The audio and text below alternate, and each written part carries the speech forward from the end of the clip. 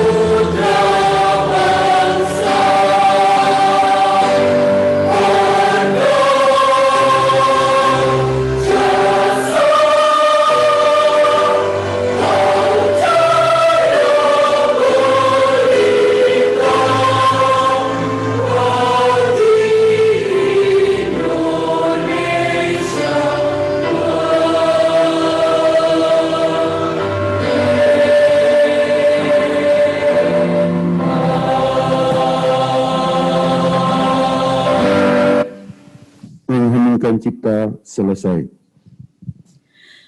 Bapak Ibu hadirin sekalian, dimohon untuk tetap berdiri. Kita akan memasuki ibadah yang akan dipimpin oleh Pendeta Herawan Rudianto STH selaku Wakil Ketua 2 Sekolah Tinggi Alkitab Kristus Batu Penjuru dan Firman Tuhan oleh Pendeta August Leonardo MTH MM selaku Wakil Ketua 1 STA Kristus Batu Penjuru. Untuk itu, Bapak Ibu hadirin, disilakan untuk mengambil saat teduh secara pribadi.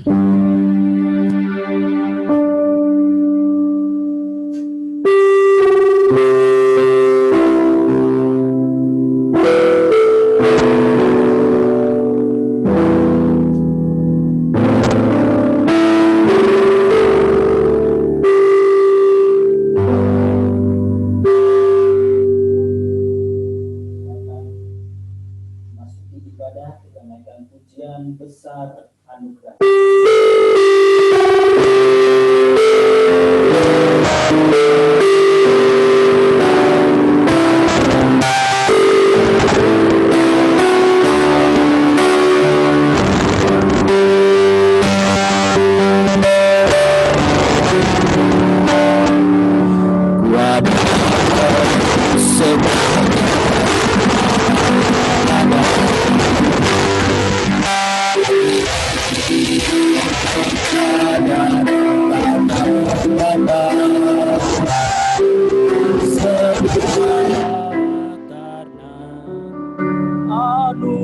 Anugerah-Mu yang telah selamatkanku, ku hidup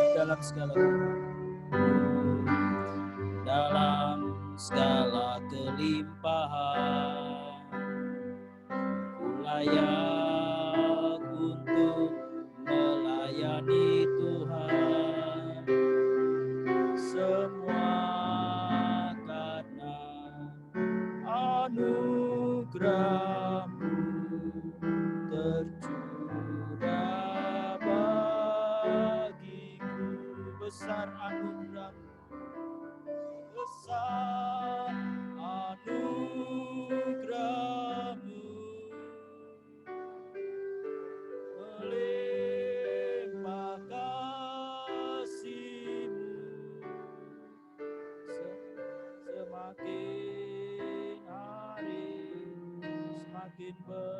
bertambah besar anugerahmu, besar anugerahmu, besar anugerahmu, melimpah kasih-Mu, semakin hari semakin bertambah besar anugerahmu, semakin hari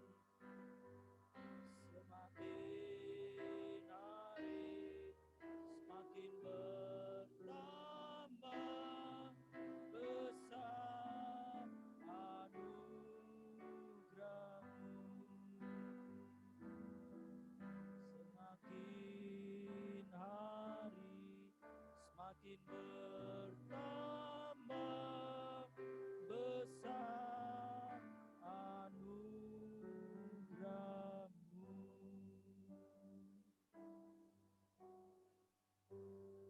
Bersorak-soraklah bagi Tuhan, hai seluruh bumi. Beribadalah kepada Tuhan dengan sukacita. Datanglah ke hadapannya dengan sorak-sorai.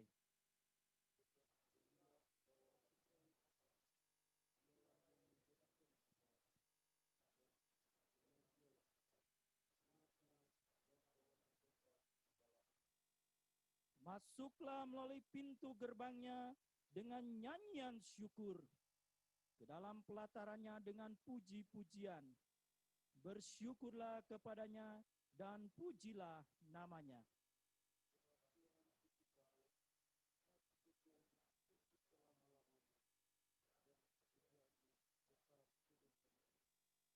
Ibadah syukur Dies Natalis pertama STA Kristus Batu Penjuru dimulai dalam nama Bapa, Putra, dan Roh Kudus. Amin. Rahmat-Nya yang besar beserta saudara sekalian. Jemaat dipersilakan duduk.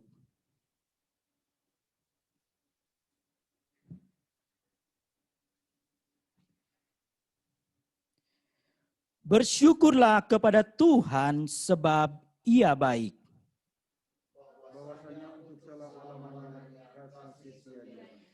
Kita bersyukur atas penyertaan Tuhan bagi STA Kristus Batu Penjuru, sehingga kita dapat merayakan Dies Natalis pertama.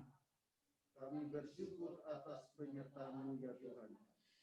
Kita bersyukur atas perjuangan studi di tengah pandemi COVID-19 yang berat ini, sehingga baik mahasiswa, tenaga pendidik, dan tenaga kependidikan mampu melaksanakan tugas dengan baik.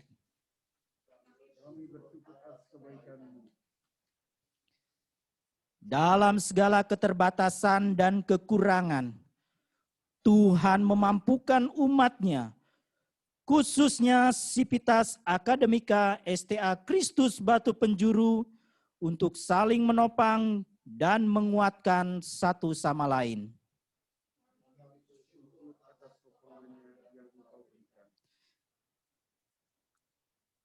Bersyukurlah kepada Tuhan sebab Ia baik.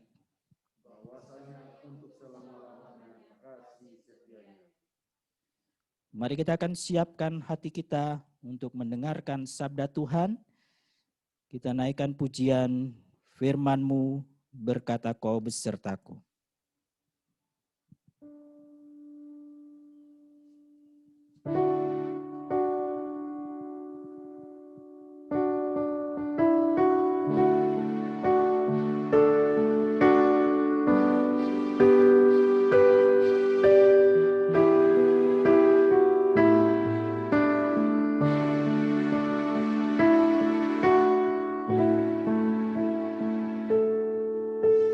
Firman-Mu berkata Kau besertaku, maka kuat roh dan jiwaku. Tangan-Mu Tuhan selalu ku nantikan, setiap langkahku percaya, dengan sayap-Mu ku akan terbang tinggi di tengah badai hidup. Ku tak menyerah, Kau kekuatan dan perlindungan bagiku, pertolonganku di tempat maha tinggi. Ku mengangkat tanganku, aku berserah, Kau ku nantikan, Kau yang ku sembah, Yesusku, Rajaku. Firman-Mu berkata, Kau besertaku. Firman-Mu berkata, Kau besertaku. Maka kuat roh dan jiwaku. Tangan-Mu Tuhan selalu ku nantikan. Di setiap langkahku percaya, dengan sayap-Mu ku akan terbang tinggi di tengah badai hidup. Ku tak menyerah, Kau kekuatan dan perlindungan bagiku, pertolonganku di tempat maha tinggi. Ku mengangkat tanganku, aku berserah, Kau ku nantikan, Kau yang ku sembah, Yesusku, Rajaku. Kau ku nantikan, Kau yang ku sembah, Yesusku, Rajaku. Baik, saya serahkan kepada hamba-Nya.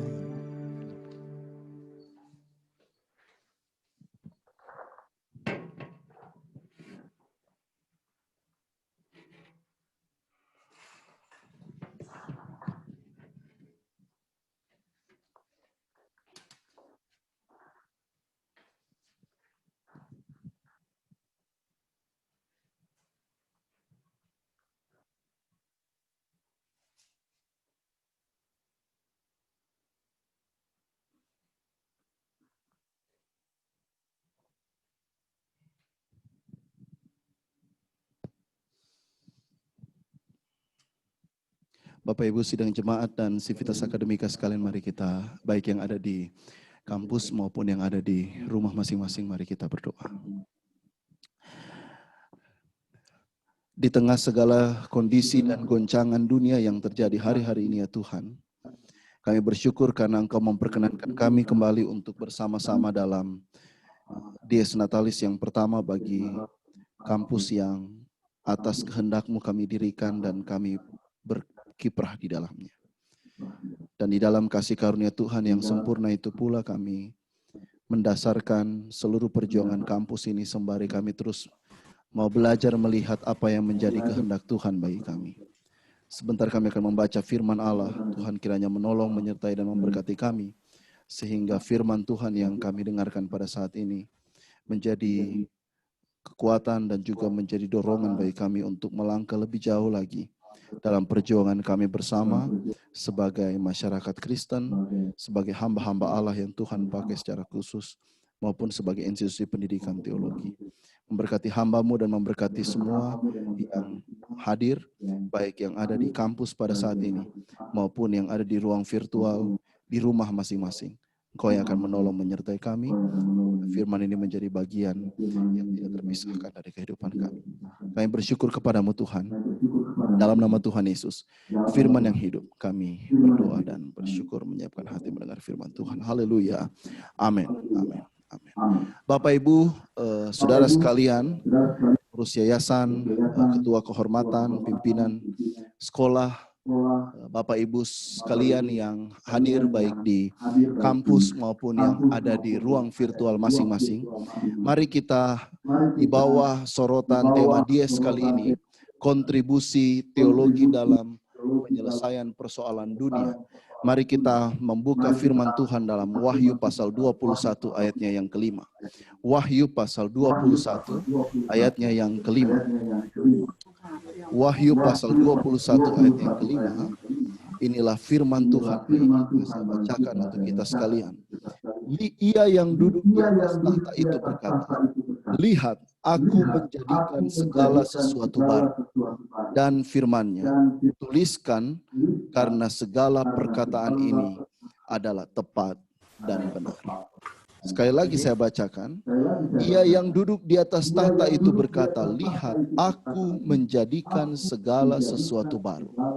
Dan firman-Nya, tuliskanlah karena segala perkataan ini adalah tepat dan benar. Bapak Ibu saudara sekalian diberkati oleh Tuhan, tentu saja kita mengenal seorang artis internasional yang dijuluki King of Pop, Michael Jackson. Kebetulan sekretaris yayasan kita ini seorang musisi ya. Jadi kita akrab dengan hal-hal tersebut ya. Michael Jackson dari sekian banyak debut lagunya, dia punya satu lagu yang cukup terkenal, biasanya dinyanyikan ketika ada bencana, atau ada persoalan politik, atau ada goncangan-goncangan sosial, yakni sebuah lagu yang berjudul Heal the World. Ya, refnya kita tahu bersama, Heal the World, make it a better place. Mari pulihkan dunia ini dan jadikan dunia ini sebagai tempat yang lebih baik. Bapak Ibu Saudara sekalian, pada dasarnya lagu tersebut memiliki sedikit nilai kebenaran. Saya tidak mau mengatakan dia memiliki nilai kebenaran yang absolut, saya mau berkata dia memiliki sedikit nilai kebenaran.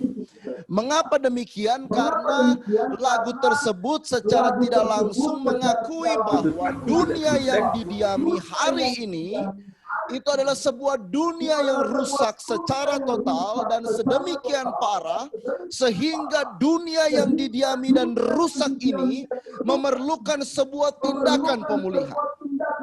Hanya saja yang menjadi problem adalah tokoh sentral yang dipandang mampu untuk memperbaharui dunia ini dalam lagu tersebut adalah manusia itu sendiri. Manusia itu sendiri. Jadi ketika manusia itu bisa melakukan aksi-aksi yang baik, maka secara otomatis dunia ini diharapkan akan menjadi dunia yang lebih baik. Tetapi apakah benar demikian? Saya kira dunia ini dalam sejarahnya tidak kekurangan tokoh jahat, demikian pula tidak kekurangan tokoh baik. Ada begitu banyak orang-orang, tokoh-tokoh yang bisa kita jadikan sebagai panutan. Tetapi pertanyaannya adalah apakah dengan sekian banyak tokoh-tokoh dunia yang hebat itu, dunia kemudian berjalan menjadi lebih baik? Apakah benar demikian? Kalau kita menelisik urgensi dari Heal the World itu, maka kita harus menarik kembali sejak dari Kejadian pasalnya yang ketiga. Karena kerusakan dunia secara total itu merupakan sebuah konsekuensi logis dari dosa yang merasuk ke dalam dunia oleh manusia. Jadi kalau Heal the World, Make it Better Place versi Michael Jackson mengargue bahwa manusia harus menjadi tokoh pembaharuan dunia, Alkitab justru memberikan fakta sebaliknya. Manusia adalah tokoh sentral kerusakan dunia ini. Saya ingat betul di awal-awal pandemi COVID-19,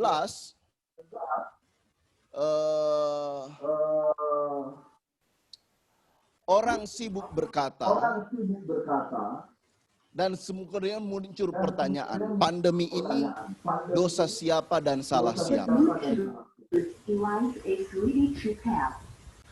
Pandemi ini dosa siapa, salah siapa? Itu pertanyaan. Tetapi kemudian kita sampai pada kesimpulan bahwa pandemi ini bukan salah Tuhan. Itu adalah konsekuensi dari dunia yang rusak karena dosa.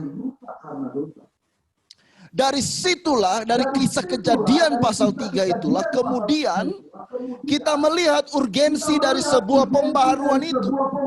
Karena manusia adalah tokoh kegagalan dunia ini, maka tidak mungkin manusia yang menjadi tokoh pembaharuan. Perlu ada pihak lain yang menjadi tokoh pembaharuannya. Dalam Kejadian pasal 3 itu kemudian muncul sebuah janji tentang tokoh pembaharuan itu. Dia diperkenalkan sebagai keturunan perempuan ini. Yang kemudian kalau kita telisik lebih jauh, maka kita akan berjumpa bahwa keturunan perempuan ini itu adalah Kristus. Dan setidak-tidaknya dalam kerangka bacaan pembaharuan itulah Wahyu pasal 21 ini bisa dibaca sebagai puncak dari karya pembaharuan yang dikerjakan oleh Allah. Di situ Sang Kristus dengan tegas memproklamasikan, lihat, aku menjadikan segala sesuatu baru. Setidak-tidaknya Bapak Ibu ada beberapa cara membaca teks ini yang dapat kita perhatikan. Yang pertama, ketika dia menyebut, lihat, aku menjadikan segala sesuatu baru, maka kita dapat membacanya sebagai upaya Kristus yang kemudian dia secara literal memerintah isi dunia ini. Kristus disandingkan, pemerintahan Kristus disandingkan dengan pemerintahan dunia ini. Jika ada pemerintahan dunia yang korup, maka ada pemerintahan Kristus yang absolut, mutlak, sempurna. Apalagi kalau kita melihat ke belakang dalam konteksnya itu dikaitkan dalam Wahyu 20 tentang kerajaan 1000 tahun damai. Bagi teman-teman orang dispensasionalis akan berkata bahwa ini adalah puncak di mana Kristus duduk di atas tahta Daud, memerintah dunia ini selama 1000 tahun damai yang sering dikenal sebagai kerajaan milenium. Sebuah kondisi dunia yang ideal. Pemerintahan yang adil, benar. Dan semua itu dinyatakan dalam teropong Allah. Minimal itu adalah cara pembacaan kalau kita membacanya dari gaya baca orang-orang dispensasi. Tapi kalau kita membacanya dari gaya pembacaan teman-teman yang berpandangan amilenial, maka kita akan membaca bagian ini sebagai kesempurnaan karya Kristus menjalankan otoritasnya sehingga terjadi penciptaan moral. Moral yang rusak diperbaharui menjadi moral yang baik, sempurna, utuh. Ketika Kristus berkata, dia yang duduk di atas tahta itu berkata, lihat aku menjadikan segala sesuatu baru, maka Kristus sedang menyatakan dan mendeklarasikan sebuah renovasi dan reformasi spiritual dunia ini. Yang direpresentasikan, dicerminkan oleh ciptaan yang hidup sempurna. Kalau kita melihat padanannya dalam Yesaya dikatakan di situ anak kecil bisa bermain-main dengan ular beludak tanpa takut akan dipatok. Kalau masa kini banyak orang yang jadi ular. Itu kan. Kalau zaman itu orang bisa main dengan ular beneran. Jadi kalau ada orang yang berubah menjadi ular hari ini dia lebih hina dari iblis kadang-kadang. Itu jokes saja. Nah, Dari gaya dua pembacaan ini, apa yang penting bisa kita kembangkan? Yang pertama, kita melihat ada kemiripan, ada persamaan. Ada persamaan. Yang pertama, kita melihat bahwa dalam konsep penataan dunia selalu disebabkan karena adanya kekacauan. Kalau kita menarik pada Kejadian pasal 1 ayat 1, dunia belum berbentuk dan kosong. Ada sebuah kekacauan, kemudian muncul sebuah tatanan. Kemudian roh Allah melayang-layang, dan kemudian Allah mulai menatanya, jadilah terang, sampai akhirnya dunia terjadi. Kejadian pasal 3, manusia jatuh dalam dosa. Kemudian Tuhan mulai lagi menata. Dan juga kalau kita melihat dalam sistem dunia, dalam sistem kenegaraan, pemerintah selalu menata untuk mencegah sebuah kerusakan dan kekacauan. Atau kadang sebuah hukum berkembang karena adanya kekacauan dan terjadi kekosongan hukum di situ. Jadi kita lihat di sini, kalau kita melihat dalam kacamata persamaan, maka Kristus dapat dipandang dan harus dipandang sebagai tokoh yang mampu menata dunia ini secara sempurna dari segala kekacauan karena dosa.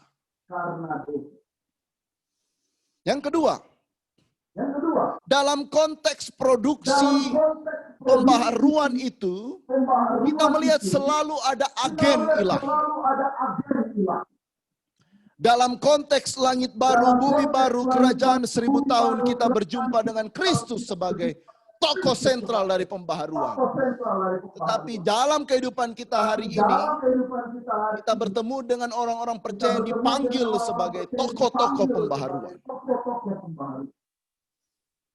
Tentu saja yang mampu melakukan pembaharuan adalah ia yang sudah dibaharui.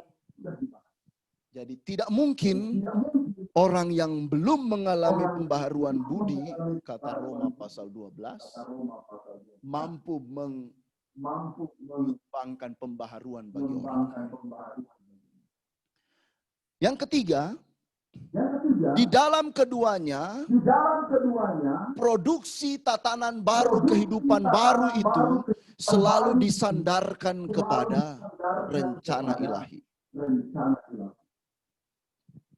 Jadi semua begitu teratur, begitu terplanning, begitu terencana, sehingga kita dapat menunjuk apa yang menjadi problematika dunia ini. Selanjutnya, kita melihat, aku menjadikan segala sesuatunya baru. Menunjuk kepada upaya memperbaiki dunia itu berujung kepada kemuliaan Tuhan sendiri. Itu selaras dengan perkataan Yesaya, langit menyatakan kemuliaannya. Sehingga pertobatan manusia itu mengungkapkan pengakuan akan kemuliaan. Jadi kalau seseorang bertobat dalam pengertian hanya sekadar mengakui kesalahan, dalam kacamata kita itu bukanlah pertobatan yang sesungguhnya. Pertobatan yang sejati adalah pertobatan yang berujung kepada pengakuan absolut mutlak akan kemuliaan Tuhan. Dan yang kelima, Alkitab dengan jelas menunjukkan bahwa ada proses pembaharuan dunia. Dunia tidak dibaharui serta-merta, sekonyong-konyong. Dunia dibaharui secara bertahap. Demikian pula pekerjaan reformasi spiritual itu harus dikerjakan secara bertahap. Tidak ada seorang berubah hidupnya secara sekonyong-konyong. Ada proses hidup, dan juga proses hidup pribadi itu kemudian dapat berdampak kepada proses hidup bersama dan membawa kebaikan yang pada dunia, pada ujungnya. Di sisi lain kita telah melihat adanya persamaan, dan di sisi lain kita akan menemukan juga ada perbedaan. Apa perbedaan yang bisa kita petik di sini? Yang pertama, Pekerjaan yang dikerjakan Tuhan itu selalu dihasilkan dari ketiadaan. Sementara pekerjaan manusia itu selalu berawal dari kondisi yang ada. Dalam pertobatan,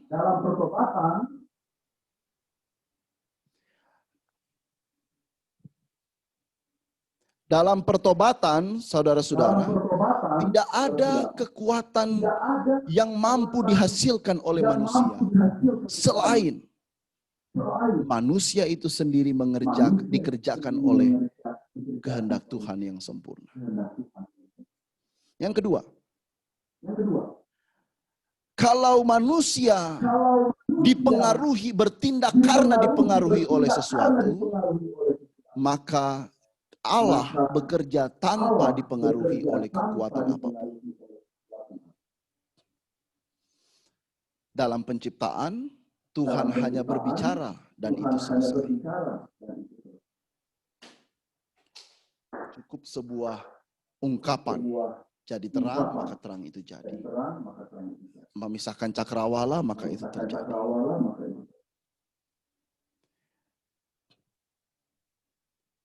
Yang ketiga,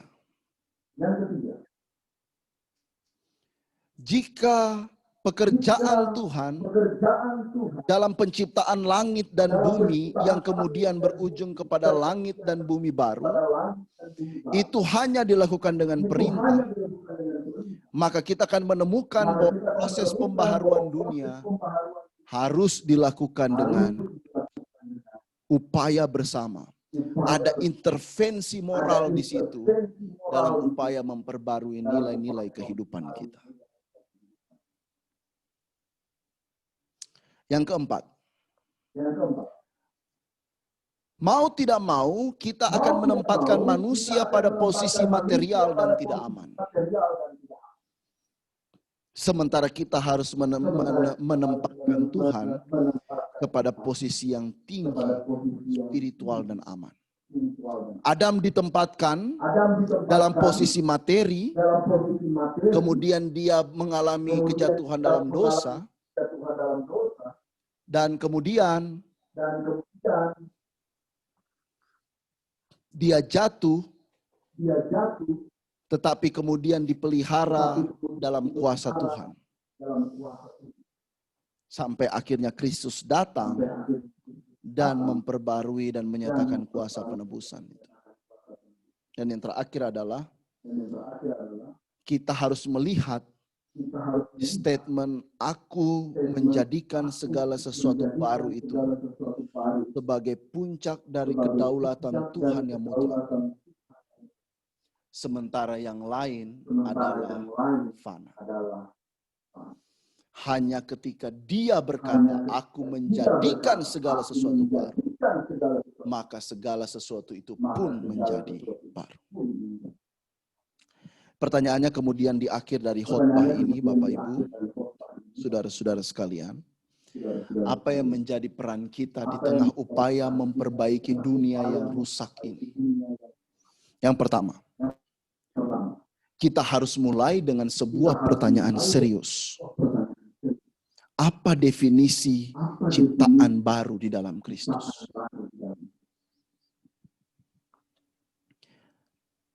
Dan bagaimana peran moral di dalam ciptaan baru dalam Kristus itu? Kita harus mulai dari situ. Apa definisinya?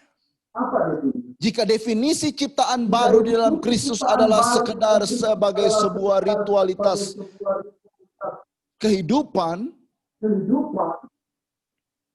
maka kita akan terjebak pada dualisme dan tidak mampu menyentuh isu-isu kehidupan secara nyata.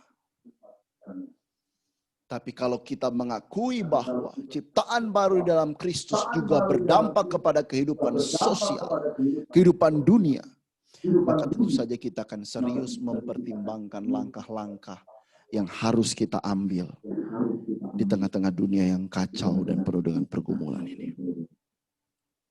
Yang kedua, kita harus mulai belajar memberitakan Kristus yang bertahta atas dunia. Dan pekerjaan, penciptaan, pembaharuan moral tetap bekerja sampai sekarang ini. Dan kita harus yakin suatu saat kelak itu akan sempurna, selesai ketika dia datang kembali. Sehingga kalaupun kita bergulat dalam dunia yang penuh dengan cobaan, kerusuhan, maka kita harus yakin bahwa tidak selamanya kita akan terjebak dalam kondisi seperti ini. Suatu waktu kita akan masuk pada kehidupan dunia yang lebih baik karena Kristus yang bertahta di atasnya. Mari kita berdoa. Kepadamu yang berkata, aku menjadikan segala sesuatu baru. Kepadamu kami datang pada malam hari ini. Seraya kami mempersembahkan hidup kami untuk dipakai menjadi bagian dari karya reformasi spiritual dan moral yang Engkau kerjakan bagi kami, bagi dunia ini. Dan biar masing-masing kami juga tetap mengumandangkan bahwa solusi absolut mutlak akan segala sesuatu kondisi berat dalam dunia ini adalah Kristus yang bertahta di atas singgasana kemuliaan dalam kedaulatannya sempurna, memperbaharui kami manusia yang hina dina untuk dipakai menjadi bagian dari perubahan dunia itu. Kami bersyukur untuk waktu ini dan kami menyerahkan terus hidup kami ke dalam tangan Tuhan. Di dalam nama Tuhan Yesus kami berdoa, haleluya. Amin. Amin.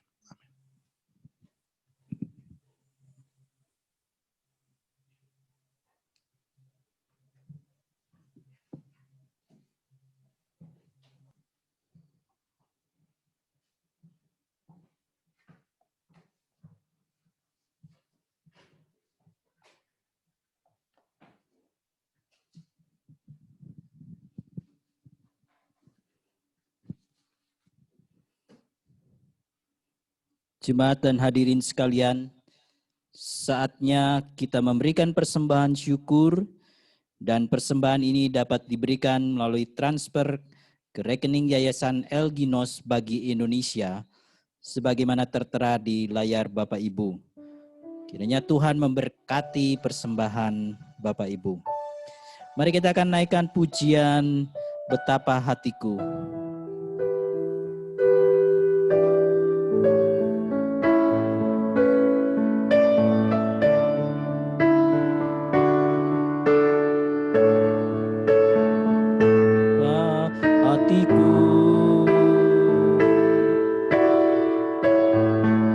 Berterima kasih Yesus, Kau mengasihiku.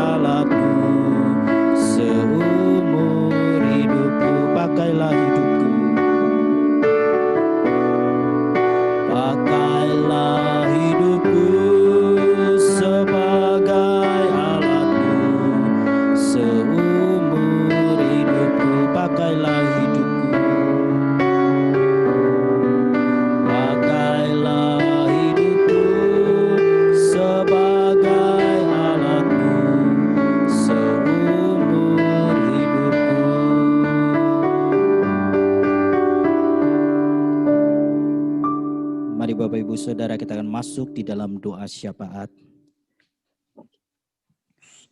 Bapa Surgawi, kami bersyukur Tuhan untuk setiap kebenaran firman-Mu Tuhan, yang sudah disampaikan oleh hamba-Mu Pendeta August Leonardo MTH MM Tuhan.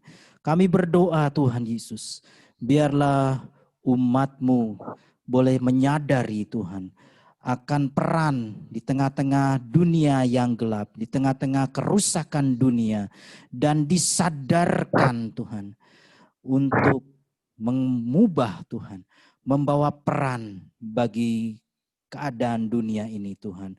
Bahkan di tengah masa pandemi ini, biarlah setiap umat-Mu, khususnya Sivitas Akademika Tuhan, boleh memiliki peran di tengah-tengah lingkungan gereja, lingkungan masyarakat, bahkan di tengah-tengah bangsa ini Tuhan. Kami berdoa Tuhan, biarlah Engkau memberkati setiap umat-Mu Tuhan Yesus. Terima kasih Bapa, berkati hamba-Mu yang sudah menyampaikan kebenaran firman-Mu Tuhan.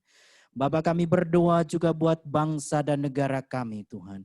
Kami berdoa buat Bapak Presiden Jokowi beserta seluruh jajarannya, Wakil Presiden seluruh jajarannya Tuhan, Kau yang memberkati Tuhan. Kau menolong Tuhan mengatasi segala hal yang terjadi di tengah-tengah bangsa ini. Baik mengatasi kesulitan Tuhan, tantangan yang dihadapi oleh karena Tuhan pandemi COVID-19 Tuhan. Kami berdoa Tuhan Kau memberikan hikmat, memberikan pertolongan-Mu Tuhan Yesus, supaya Presiden kami Tuhan dapat mengatasi segala permasalahan yang dihadapi Tuhan. Baik dari sisi menangani kesehatan maupun Tuhan kesulitan ekonomi yang melanda akibat dampak dari COVID-19 ini Tuhan. Kami menyerahkan bangsa ini dalam tangan Tuhan. Terima kasih Bapa, terima kasih Tuhan. Kami berdoa juga Tuhan untuk setiap keberadaan daripada STA Kristus Batu Penjuru yang merayakan Dies Natalis yang pertama Tuhan. Tuhan, kami bersyukur atas penyertaan-Mu Tuhan. 1 tahun kami boleh jalani Tuhan. Di tengah masa yang berat Tuhan. Perkuliahan yang harus dijalani dengan secara online Tuhan. Kami berdoa, biarlah Tuhan ke depan Tuhan. Tuhan yang boleh memimpin Tuhan. STA Kristus Batu Penjuru ini Tuhan, untuk semakin lagi berkembang, semakin lagi Tuhan melangkah lebih lagi Tuhan Yesus. Baik dalam proses-proses pengurusan, perizinan, yayasan dan sebagainya, Tuhan yang menolong, Tuhan yang memimpin semuanya Tuhan. Terima kasih Bapak, terima kasih Tuhan. Kami menyerahkan STA Kristus Batu Penjuru ini ke dalam tangan Tuhan. Terima kasih Bapa, terima kasih Yesus Tuhan. Kami bersyukur juga Tuhan untuk persembahan yang diberikan Tuhan. Kami memberkati Tuhan setiap pribadi-pribadi yang menurut kerelaan Tuhan memberikannya dengan sukacita. Terima kasih Tuhan, berkati lipat kali ganda Tuhan. Terima kasih Bapa, kami bersyukur Tuhan, kami akhiri ibadah dalam acara Dies Natalis yang pertama STA KBP ini Tuhan. Terima kasih Bapa. Hanya di dalam nama Tuhan Yesus Kristus kami berdoa. Amin.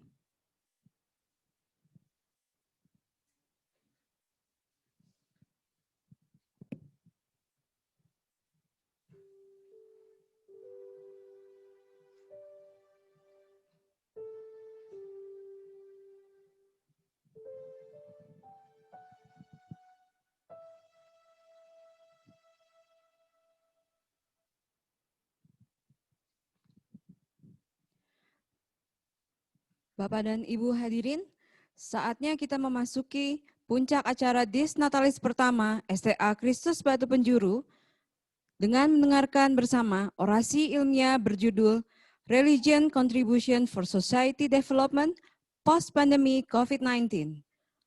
Orasi ilmiah ini akan dipandu dan diterjemahkan oleh Bapak August Leonardo MTH MM.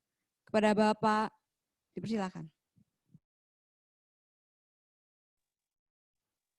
Selamat malam Bapak Ibu Saudara sekalian. Pada malam hari ini, kita akan mendengarkan bersama-sama orasi ilmiah yang akan disampaikan oleh Ibu Andra Jacob dari Netherlands. Good evening, Good evening. Andra. Can you hear me? Thank you for your kindness ya. Ibu Andra adalah seorang teman bersama-sama saya dalam studi di Bangalore, India. Dan beliau adalah seorang yang selama beberapa tahun terakhir menjadi project manager untuk sebuah karya kemanusiaan di Timur Tengah dan di Afrika bagian utara. Jadi adalah sebuah kehormatan bagi kita pada saat ini jika kita bisa mendengarkan bersama-sama pemaparan dari beliau. Beliau akan menyampaikan pemaparan berjudul Religion Contribution for Society Development Post-Pandemic COVID-19. Dan ini adalah hal yang akan menarik bagi kita semua. So, saya persilakan, I give the more time for Andra to start your speech.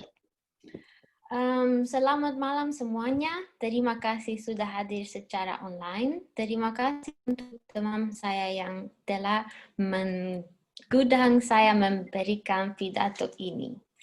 So unfortunately, this will be the only part I speak in Bahasa, but my friend will translate for me during the speech as well. Sayang sekali, hanya ini adalah bagian yang bisa saya sampaikan dalam bahasa Indonesia, dan selanjutnya teman saya akan menerjemahkan bagi Bapak Ibu semua sepanjang pidato ini. So, as a young refugee at the age of 5, me and my parents arrived by train in Amsterdam. We left our home country, Romania, due to a revolution after the country was ruled by a communist dictator for years. Sebagai seorang pengungsi muda di usia 5 tahun, saya dan orang tua saya tiba dengan kereta di Amsterdam. Kami meninggalkan tanah air kami di Rumania setelah terjadi revolusi dan negara kami diperintah oleh diktator komunis selama beberapa tahun. So not knowing anything about this country and not having any family or friends here to rely on, we only had the benevolence of people and organizations in this country that took care of our basic needs. Kami tidak mengenal siapapun selama kami berada di negara ini, dan kami tidak punya seorang keluarga pun atau sahabat yang dapat diandalkan. Kami hanya bergantung kepada orang-orang dan organisasi di negara ini yang memperhatikan kebutuhan dasar kami. Because I was still a child, I don't have very vivid or accurate memories, so most of what I'm telling you this evening is what my parents shared with me over the years later on in my life. Karena pada waktu itu saya masih kecil, maka saya tidak punya ingatan yang akurat, sehingga sebagian besar yang saya sampaikan dalam pidato ini adalah berdasarkan sharing dari orang tua saya. Besides the benevolence I just told you about, there was also religion and faith that my parents relied on. I have memories of praying before each meal, going to church on Sundays, and I went to a Christian elementary and high school. Selain daripada bantuan-bantuan yang saya sampaikan di depan tadi, juga ada bagian dari agama dan iman yang orang tua saya bergantung kepadanya. Saya memiliki ingatan tentang bagaimana berdoa sebelum makan, pergi ke gereja setiap hari Minggu, dan saya juga bersekolah di sekolah dasar dan menengah Kristen. Now, I do believe it is important to make a distinction between how religions are being practiced across countries and culture. Because even though, for example, the general denominator is Christianity, there are still quite some different branches, if you will, that fall under that religion. Tentu saja kita harus mulai membedakan, sangat penting bagi kita untuk mulai membedakan bagaimana agama yang dipraktekkan secara praktis di berbagai negara dan juga budaya. Walaupun kita bisa menemukan berbagai contoh-contoh besar bagaimana dominasi Kristen yang tetap juga berbeda-beda dalam berbagai model dan kita bisa menemukannya dalam agama tersebut. So originally back home in Romania, we were Orthodox Christians, but here in the Netherlands, those churches barely exist. So we went to the Catholic Church on Sundays and some other special holidays. But as I grew older, the amount of time diminished, and as I remember, my parents started to have different views about it. Kalau kita kembali kepada tanah air saya di Rumania, maka kami adalah anggota dari Kristen Ortodoks.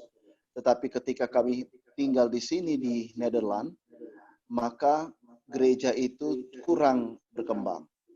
Sehingga kami harus pergi ke gereja Katolik Roma setiap hari Minggu dan juga pada berbagai hari libur lainnya.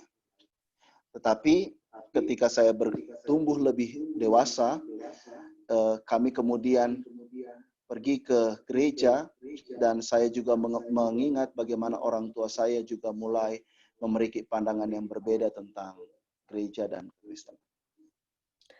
I clearly remember my mom's interest in other religions because as a kid, I'd love to go to the library. She asked me to bring her books. Some were on Buddhism, on the Dalai Lama, but also broader spiritual books. Saya sangat mengingat dengan jelas bagaimana ibu saya juga mulai tertarik dengan agama yang lain. Karena ketika saya masih kecil, saya senang sekali pergi ke perpustakaan dan dia sering sekali meminta saya untuk membawakannya buku. Beberapa buku tentang Buddhism, tentang Dalai Lama, dan juga tentang berbagai model spiritual. We would talk and have conversations about it after she finished the books. And I think that's where my interest also became broader when it comes to religion. Kami mulai berbincang-bincang tentang hal-hal tersebut setelah dia selesai membaca buku itu, dan kemudian itu menjadi ketertarikan saya tentang bagaimana melihat agama. I was baptized as a baby in Romania. But if you were ask me today what my religion is, I wouldn't say I'm a Christian or I'm an Orthodox because I don't feel that is the truth. Saya dibaptis ketika kecil di Rumania, tetapi jika Anda bertanya pada hari ini apa yang menjadi agama saya, maka saya tidak akan mengatakan bahwa saya adalah seorang Kristen atau seorang Ortodoks, karena saya tidak merasa hal tersebut sebagai kebenaran. I believe there is something greater than us, than our human body. I believe there's a higher purpose, and therefore I consider myself a spiritual person. I pray, but I don't go to church. Saya percaya dan sangat percaya bahwa ada sesuatu yang lebih besar daripada kita. Dan itu lebih besar daripada sekedar tubuh manusia. Dan karena itu saya perkenal sebagai orang spiritual. Saya ke gereja. Different backgrounds.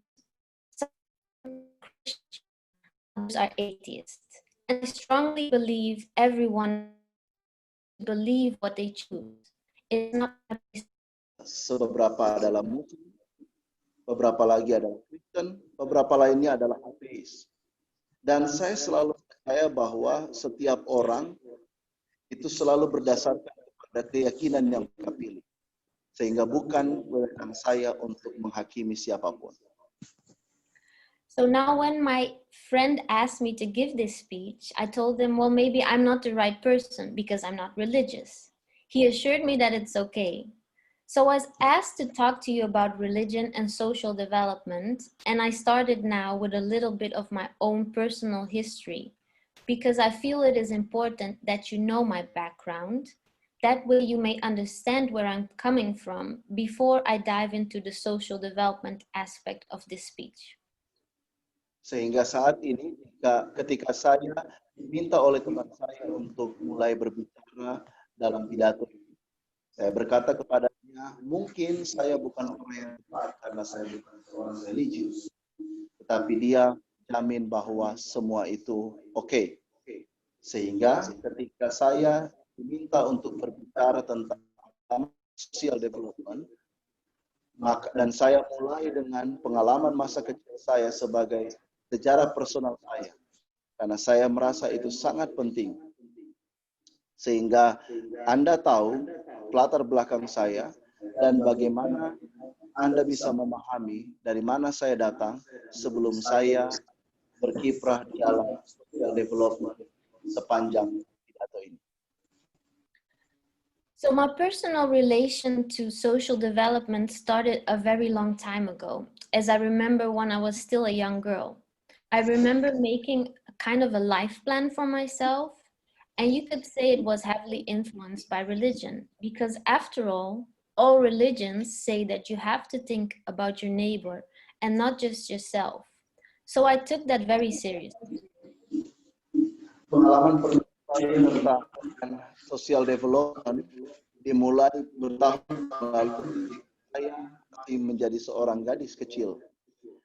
Saya ingat bagaimana membuat rencana hidup untuk diri saya dan bagaimana saya sangat banyak dipengaruhi oleh agama.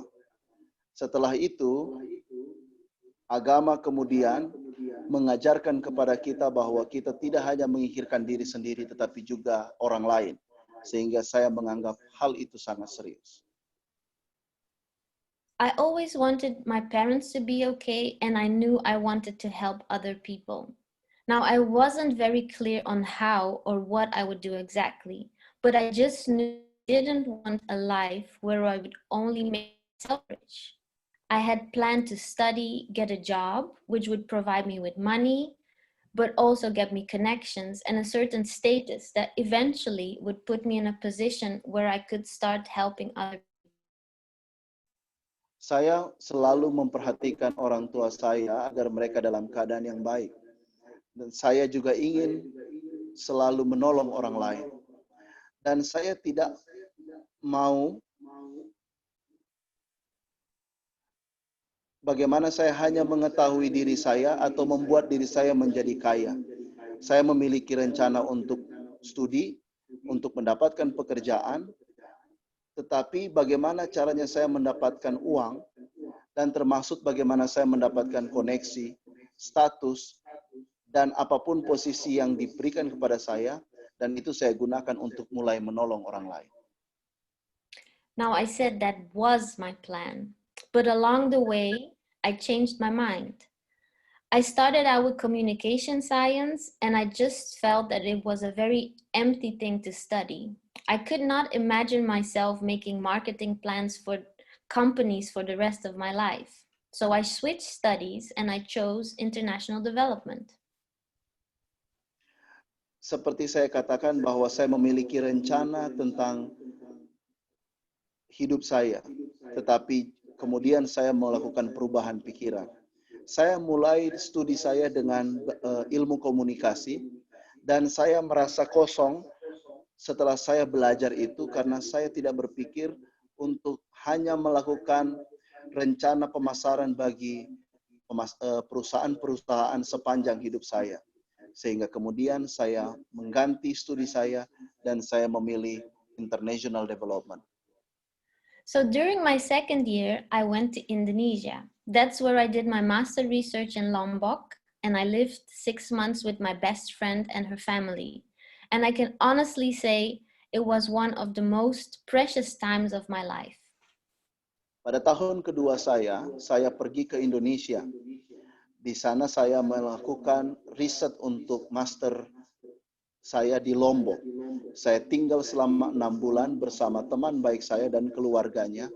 Dan dengan jujur saya dapat mengatakan itu adalah waktu yang paling indah dalam hidup saya. I was living outside of my comfort zone in so many different ways that it forced me to look at myself, besides learning and trying to understand and study systems and social behaviors in Lombok. I specifically researched infant and maternal healthcare decisions and looked into religion and how that influences health decisions. Saya bekerja di luar dari zona nyaman saya dan dalam berbagai hal yang berbeda dari apa yang saya lakukan sebelumnya.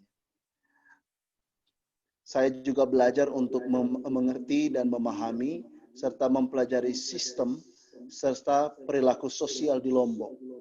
Secara khusus, saya meneliti tentang penanganan kesehatan bagi ibu dan anak, bagaimana keputusan-keputusan yang diambil, dan bagaimana agama mempengaruhi keputusan-keputusan terhadap perilaku kesehatan.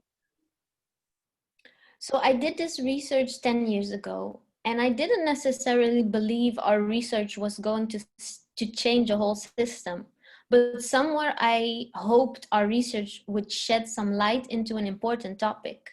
I don't know what the current developments are in regards to infant and maternal death rates, but I do hope positive developments have been taking place in the past decade. Saya melakukan penelitian ini 10 tahun yang lalu. Saya tidak berpikir bahwa penelitian kami akan mengubah seluruh sistem. Tetapi bagaimanapun juga saya berharap penelitian ini akan mampu memberikan penerangan pada topik-topik penting. Saya tidak tahu bagaimana sistem saat ini, sistem pembangunan saat ini mempengaruhi tingkat kematian ibu dan anak. Tetapi satu hal yang saya harapkan, pembangunan yang positif akan mengambil tempatnya pada beberapa waktu belakangan ini. Because of the recession back in 2010 when I graduated, I wasn't able to find a job right away that was linked to my master's degree back in the Netherlands. Quite honestly, that time made me very insecure. I started to doubt many things. I felt like I made a wrong decision. I wondered if life is really about just making money and caring about yourself and your close family and friends. Karena resesi, saya karena resesi pada tahun 2010, ketika saya lulus, saya tidak dapat mendapatkan pekerjaan yang tepat, yang berhubungan dengan master degree saya ketika ada di Netherlands. Secara jujur, hal ini membuat saya merasa tidak aman, karena saya mulai meragukan banyak hal, dan saya merasa bahwa saya membuat keputusan yang salah. Saya berpikir bahwa hidup ini hanya sungguh-sungguh untuk menghasilkan uang dan memperdulikan diri sendiri dan juga orang-orang yang ada di sekitar kita serta sahabat. So that to me didn't feel right. It still doesn't feel right to me today. I can't possibly accept the notion that life and the meaning of life is that narrow. And I think because I grew up in a small town, with people who were very narrow-minded and with very loving but fearful parents, I was always very curious about what's more outside of that small world I was living in. Itu yang terjadi kepada saya ketika saya merasa tidak berada dalam jalur yang benar. Dan itu merupakan perasaan saya sampai saat ini. Saya tidak dapat membayangkan bagaimana saya menerima sebuah kehidupan dan makna hidup dalam jalurnya. Karena saya berpikir bahwa saya hidup dan bertumbuh di kota yang kecil dengan teman-teman dan orang-orang di sekitar yang sangat berpikir kritis, namun juga penuh cinta, tetapi ada orang tua yang penuh dengan ketakutan. Sehingga saya merasa selalu penasaran dengan apa yang terjadi di luar dari dunia yang saya hidupi saat ini. In the years to come, I made sure to travel outside of my small town in any way possible. I left my parental home at the age of 18 to go study at the university in a different part of the country. And with the years that came, I have been fortunate enough to travel to different parts of the world, mostly for my studies or in the years after for my job. Kemudian saya mulai melakukan perjalanan keluar dari kota kecil saya dalam berbagai cara. Saya meninggalkan orang tua saya di rumah ketika saya berumur 18 tahun dan pergi untuk studi di universitas di tempat yang berbeda di belahan dunia yang lain. Dan kemudian pada waktu-waktu kemudian saya kemudian melakukan perjalanan ke berbagai tempat di dunia, sebagian besar karena studi saya, tetapi di tahun-tahun belakangan itu berkaitan dengan pekerjaan saya. In a sense, I feel that in order to understand the world and its social concepts and development, you need to be out there in the world and live it or study it to some degree, or both at the same time. Saya merasa agar kita bisa mengerti apa yang sedang terjadi di dunia dan bagaimana konsep sosial dan pembangunan yang kita perlukan, maka kita harus keluar dan hidup bersama-sama di dunia yang luas ini, mempelajari berbagai program studi dan juga dapat melakukannya di saat yang bersamaan. So in the past 6 years, I have worked mostly in the Middle East and North Africa with young creative entrepreneurs. And through their eyes and experiences, I could see myself. I saw they were not accepted by their society. They didn't fit in a box of how their family thought they should live their lives, and how their government and environment at large didn't seem to fully understand or support them. Dalam 6 tahun terakhir saya bekerja sebagian besar di Timur Tengah dan di Afrika Utara bersama dengan anak-anak muda yang kreatif, dan kemudian bersama dengan mereka saya dapat melihat diri saya sendiri. Saya melihat bahwa mereka tidak diterima oleh kondisi sosial mereka. Mereka tidak cocok dengan bagaimana kondisi keluarga mereka, bagaimana seharusnya berpikir bahwa mereka harus hidup, bahwa bagaimana pemerintah dan lingkungan yang lebih besar tidak melihat mereka dengan penuh pengertian, bahkan mendukung mereka.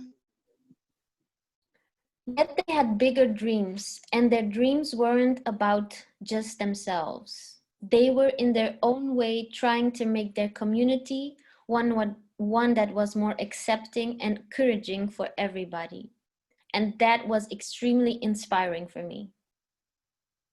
Mereka memiliki mimpi yang besar, dan mereka tidak hanya bermimpi tentang diri mereka sendiri. Mereka secara mandiri berusaha untuk membuat komunitas mereka dapat menerima mereka, dan mereka dapat menolong setiap orang.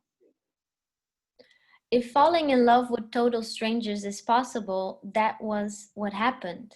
I was filled with admiration and love for those young people because in my eyes, they were doing the work. They were working on social development. Saya dalam kehidupan kemudian memuja dan mencintai orang-orang muda, karena dalam pandangan saya mereka melakukan sebuah pekerjaan. Merekalah yang sedang melakukan pembangunan sosial. They wanted to see a positive change in their community and society, and they were willing to stand up against what was considered normal. Mereka melihat segala sesuatu dengan cara pandang yang positif. Mereka melihat komunitas dan lingkungan mereka, dan mereka mau berdiri melawan segala sesuatu yang dianggap sebagai kenormalan. So outside of that job, I have been meeting with people who want to see a different world, who are willing to fight injustice and stand up against the status quo. And I am sure that you have noticed that all around the world, there are more and more revolutions going on today. Di luar dari pekerjaan saya juga berjumpa dengan orang-orang yang mau melihat segala sesuatu secara berbeda di dunia ini. Bagaimana mereka yang ingin berjuang bagi ketidakadilan. Mereka yang mau berdiri melawan status quo. Saya yakin Anda akan memperhatikan bahwa ada orang-orang di sekitar Anda di dunia ini yang secara terus-menerus melakukan revolusi pada masa kini. The fight against police brutality, the Black Lives Matter movement in different parts of the world, but also 1 week ago today, many innocent lives were taken in Nigeria. Perlawanan terhadap kebrutalan dari aparat, perlawanan Black Lives Matter di berbagai tempat di dunia, dan juga minggu terakhir menimpa berbagai orang-orang yang tidak berdosa dan bersalah yang terjadi di Nigeria. The fight for LGBTQ rights, where even the Pope came out to say that gay people should be allowed a civil union. And I could go on and on with such a list. But you know, our planet is a very big one, and so are its social issues. Bagaimana kita bertempur dengan isu tentang hak-hak orang-orang dengan LGBTQ, sekalipun Paus telah dengan lantang berkata bahwa orang-orang dengan LGBTIQ harus hidup dalam ikatan sipil. I couldn't name you one country where, in my eyes, everything is perfect. If you know a place, please tell me because I want to go live there. Saya dapat menyebutkan terus-menerus berbagai daftar perlawanan, tetapi sebagaimana yang Anda tahu bahwa dunia ini begitu besar dan begitu juga dengan isu-isu sosial. Saya tidak dapat menemukan di negara mana kita dapat hidup dengan sempurna. Jika Anda tahu suatu tempat, tolong katakan kepada saya karena saya ingin hidup di sana. To me personally, I think COVID has provided a mirror for us because our daily lives have been called to a halt by something outside of our control. The entire world is living with a pandemic and it has impacted all our lives. Not in the same way or to the same degree, but it has definitely impacted our lives. Saya berpikir secara pribadi bahwa COVID telah menjadi cermin bagi kita. Karena kita dalam keseharian kita dipanggil untuk melakukan sesuatu dan ternyata banyak hal terjadi di luar kontrol kita. Seisi dunia saat ini hidup dalam sebuah pandemi dan itu berdampak luas dalam kehidupan kita. Bukan pada hal yang sama, dalam derajat yang sama, tetapi jelas sekali berdampak secara luas bagi hidup kita. If we are privileged enough, it has been a time to reflect. And I am saying privileged because if you are poor, you only have time and energy to think about how you will have the next meal on your plate. Jika kita adalah orang-orang yang memiliki kelebihan dan keistimewaan, ini adalah kesempatan bagi kita untuk berefleksi. Saya katakan keistimewaan dan kelebihan, karena jika Anda adalah orang miskin, Anda hanya akan menghabiskan waktu dan tenaga Anda untuk berpikir bagaimana Anda dapat makan di waktu selanjutnya di atas meja Anda. With life being forced to work differently and companies being forced to shut down or lay people off because the demand isn't high enough, there have also been sectors that are thriving due to COVID. Ketika kehidupan pekerjaan menjadi berbeda, berbagai perusahaan dipaksa untuk tutup, dan berbagai orang berusaha untuk hidup dengan cara hidup yang secara jauh berbeda.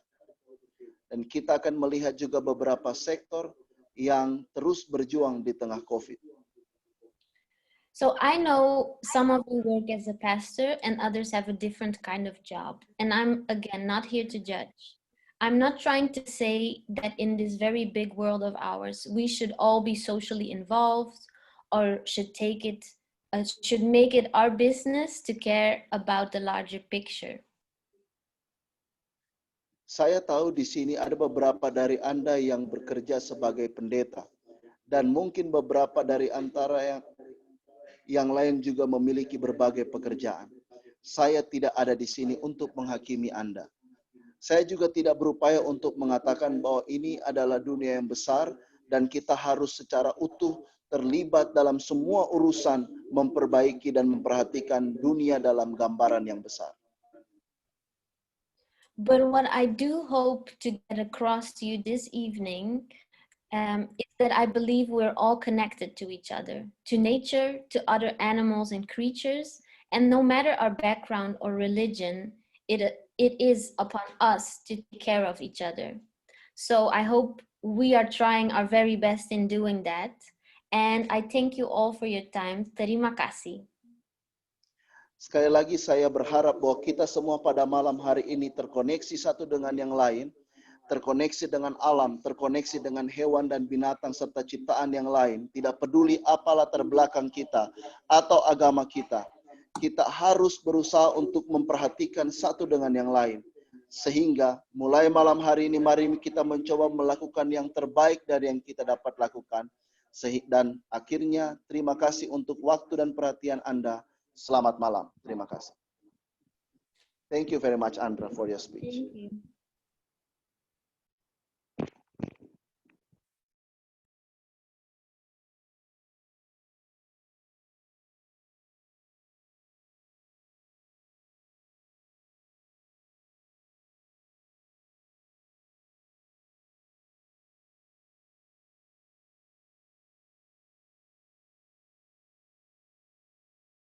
Penjuru yang akan disampaikan oleh Ketua STA Kristus Batu Penjuru, Bapak Alexander Tameno, MTH. Kepada Bapak dipersilahkan.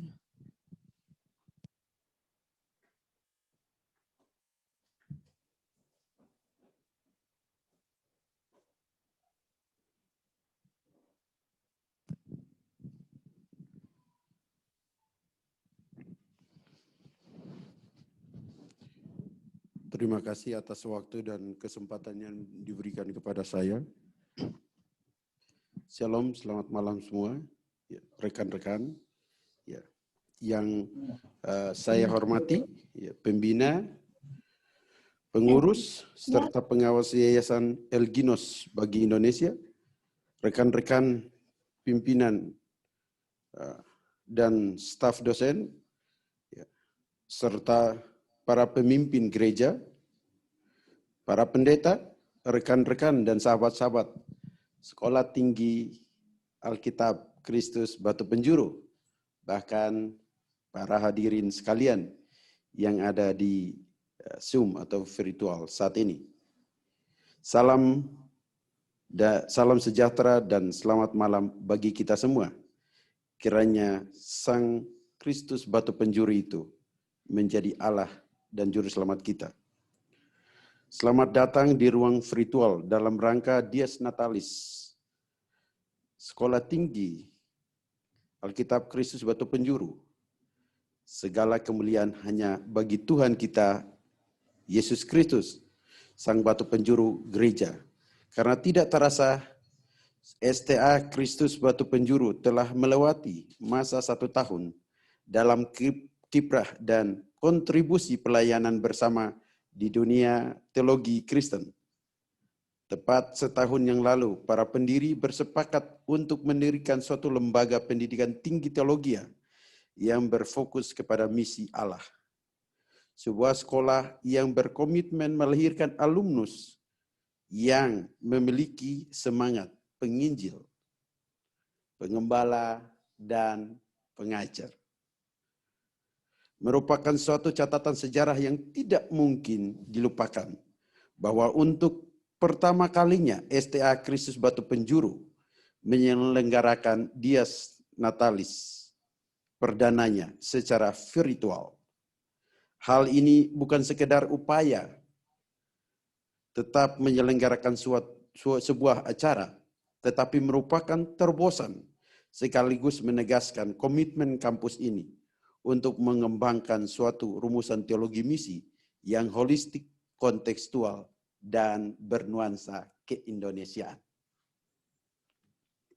Dan tentu saja ini upaya diwujud nyatakan dalam langkah-langkah taktis yang terukur dan terencana dalam setiap pengembangan yang direncanakan. Kami juga berupaya dengan serius dalam pengurusan aspek legal dari setiap program studi. Saat ini STA Kristus Batu Penjuru sedang menyiapkan proses asesmen izin penyelenggara dari Dirjen Bimas Kristen Kementerian Agama Republik Indonesia dan dilanjutkan dengan proses akreditasi prodi dan institusi yang ditargetkan selesai dalam waktu 2 tahun ke depan. Jika Tuhan izinkan lebih cepat selesai, lebih bagus. Puji Tuhan. Kami juga bersyukur dengan terus bertambahnya formasi dosen tetap dan terus terpenuhnya struktur kepemimpinan di STA Kristus Batu Penjuru, serta sedang disiapkan pula langkah-langkah studi lanjut bagi para dosen sehingga jajaran pimpinan dapat meraih gelar akademis yang mumpuni serta mendukung pengembangan mutu kampus ini. Jadi yang S2 akan muncul dokter-dokter yang baru. Ya. Saat ini oleh kemurahan Tuhan, Sekolah Tinggi Kristus Batu Penjuru ya, menempati properti yang cukup memenuhi standar. Lokasi Sekolah Tinggi Sekolah Tinggi Alkitab Kristus Batu Penjuru saat ini berada di Jalan Geger Kalong Girang Baru nomor 7, Kelurahan Isola, Kota Bandung. Kami terus berupaya mengembangkan fasilitas perkuliahan dengan rencana melakukan renovasi pada properti yang telah digunakan saat ini. Dalam rangka pengembangan keuangan, STA Kristus Batu Penjuru saat ini masih melaksanakan pembiayaan operasional secara mandiri ditambah dengan dukungan dari rekan dan sahabat lainnya. Untuk itu diharapkan ke depan fungsi Dewan Penyantun dapat berjalan dengan optimal, ditambah dengan kesediaan dari para sahabat untuk mendukung jalannya pendidikan di sekolah ini melalui dukungan persembahan. Selanjutnya kami berharap dan bertekad penuh untuk terus mengembangkan visi yang Tuhan percayakan ini dengan setia dan tulus hati, sehingga di dalamnya Injil diberitakan, dunia dibangun, dan nama Tuhan dipermuliakan bahkan ditinggikan. Demikian laporan kami. Atas dukungan dan kerjasama yang baik, saya ucapkan terima kasih. Tuhan Yesus memberkati kita semua.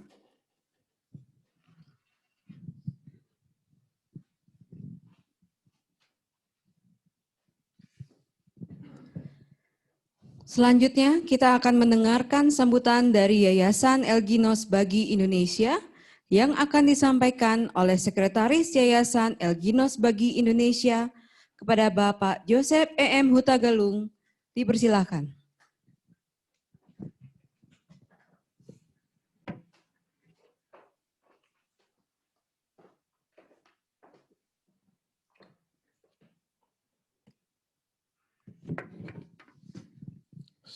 Selamat malam Bapak dan Ibu sekalian.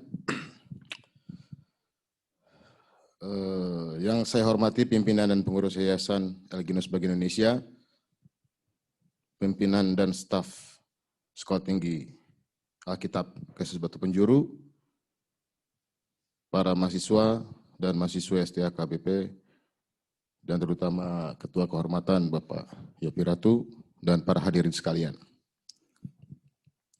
Malam ini saya mewakili yayasan untuk memberikan sambutan. Dalam upaya mencapai tujuan, tentunya segala upaya dan perjuangan harus dilakukan. Sebuah niat yang baik harus disertai tindakan dan keputusan yang baik pula. Dan tindakan langkah yang baik tentunya akan menghasilkan buah yang baik. Upaya yayasan dan STA Kristus Batu Penjuru inilah yang kami bersama-sama lakukan dengan harapan besar menghasilkan buah yang baik. Di dalam perjalanan kita, hidup setiap orang di kehidupan ini tentunya banyak sekali persoalan, tapi yang menjadi soal adalah bagaimana kita bisa menemukan solusi penyelesaian di dalam setiap perkara. Teologi hari ini sangat diharapkan dapat ikut andil berkontribusi dalam menyelesaikan problematika di kehidupan ini. Dan oleh karena itu, insan-insan teologi diharapkan menjadi insan yang tangguh dan bertanggung jawab, dan juga taktis dalam menjawab dan menyelesaikan setiap persoalan. Tidak terasa setahun sudah Sekolah Tinggi Alkitab Kristus Batu Penjuru berjalan dan memulai langkah-langkahnya untuk mendidik dan mengajar insan-insan teologi yang baru. Kami berharap Sekolah Tinggi Alkitab Kristus Batu Penjuru di bawah Yayasan Elginos Bagi Indonesia dapat terus maju, bertumbuh, dan berkembang dengan baik, menjadi kebaikan buat kita bersama. Kiranya hanya Tuhan yang berproses dalam hidup kita untuk membangun ini semua. Tuhan berserta Anda, saya, dan kita semua. Terima kasih.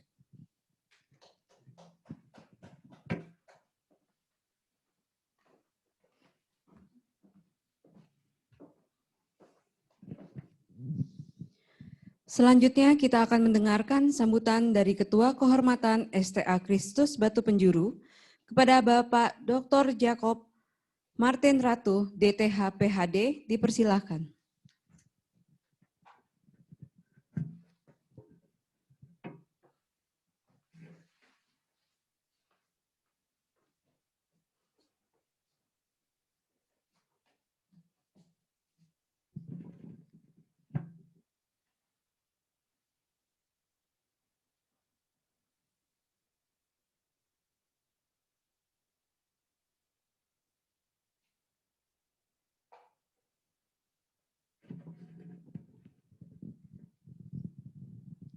Selamat malam untuk Ketua STA Kristus Batu Penjuru dan juga staf dan juga khususnya para mahasiswa.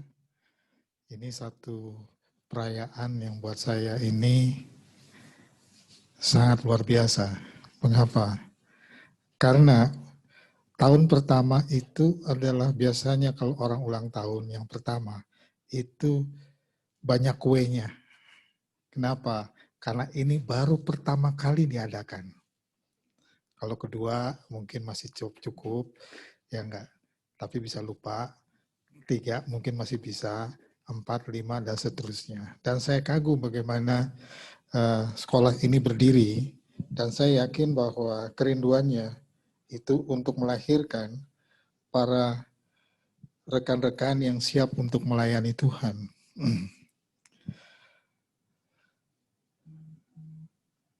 Saya baca Mazmur 89 ayat 1. Nyanyian pengajaran etan orang Efsrahi. Aku hendak menyanyikan kasih setia Tuhan selama-lamanya, hendak memperkenalkan kesetiaan-Mu dengan mulutku turun-temurun. Dan saya yakin bahwa usia yang pertama itu biasanya memberi semangat.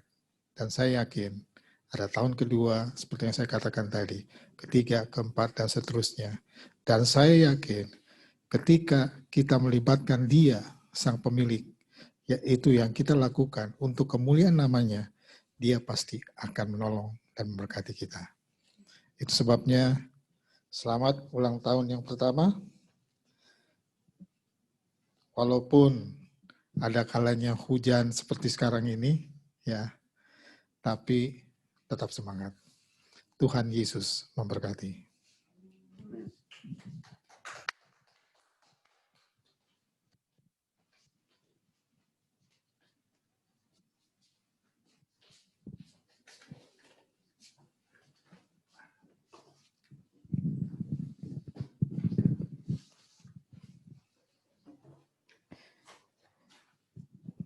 Jemaat dan hadirin dimohon berdiri.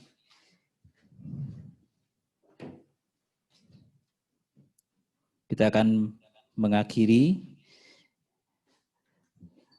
Dies Natalis yang pertama STA KBP. Mari kita akan naikkan pujian Maka Jiwaku Memujimu.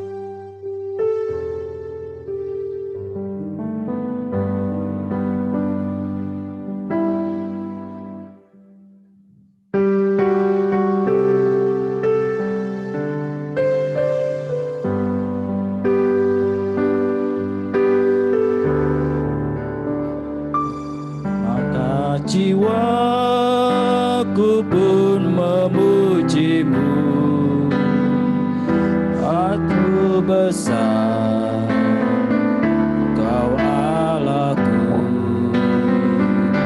Maka jiwaku pun memujimu, sungguh besar, kau Allahku. Bila kulihat bintang gemerlapan, bila kulihat bintang gemerlapan dan bunyi guru riuh ku dengar, ya Tuhanku, tak putus aku heran melihat ciptaanmu yang besar. maka jiwaku pun memujimu.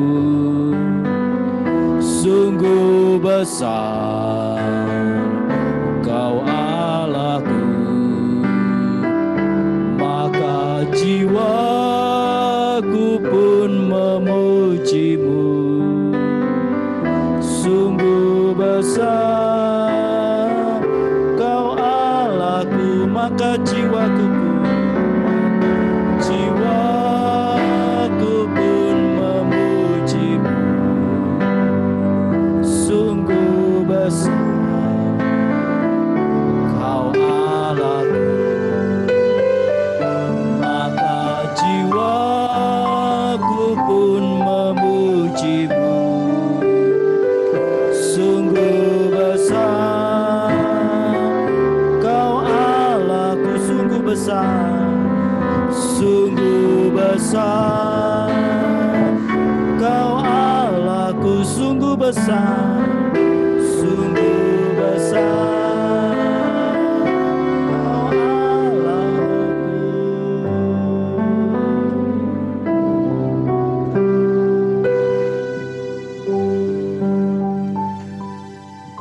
Saudara-saudara sekalian, baik yang ada di kampus maupun yang ada di ruang virtual, arahkanlah hatimu kepada Tuhan.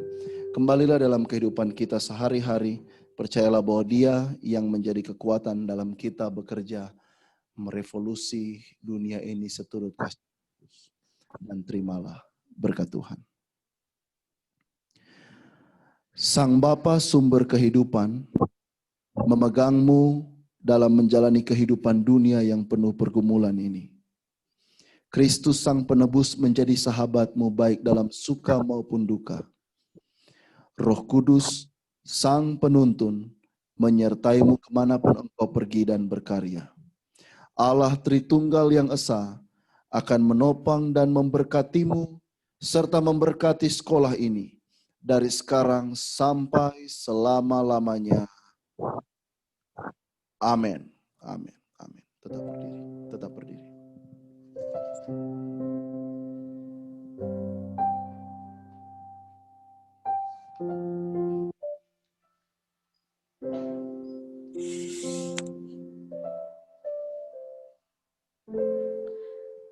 Penutupan upacara Dis Natalis pertama STA Kristus Batu Penjuru oleh Ketua STA Kristus Batu Penjuru, Bapak Alexander Tameno, MTH.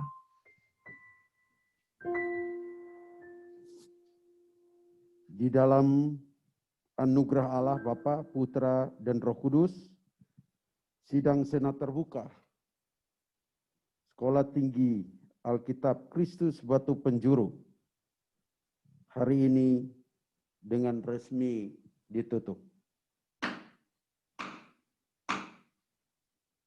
Tuhan memberkati. Hadirin dipersilakan duduk kembali.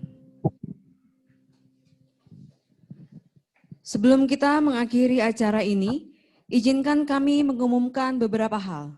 Pertama, dibuka sit-in online untuk kelas MAG dengan mata kuliah Teologi, Misiologi, dan Pluralisme Indonesia yang akan diampu oleh Bapak Joshua Albert Malioga dari Boston University pada tanggal 9 hingga 13 November 2020 via Zoom pada pukul 17 sampai dengan 21.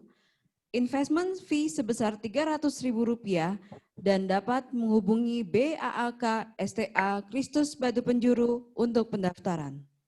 Kedua, penerimaan mahasiswa baru untuk kelas eksekutif tetap dibuka sepanjang tahun dan untuk penerimaan mahasiswa baru tahun akademik 2021-2022 akan dimulai pada bulan Januari 2021. Demikian seluruh rangkaian upacara Dis Natalis pertama STA Kristus Batu Penjuru. Atas kesediaan dan kehadiran Bapak Ibu, diucapkan terima kasih, Tuhan memberkati.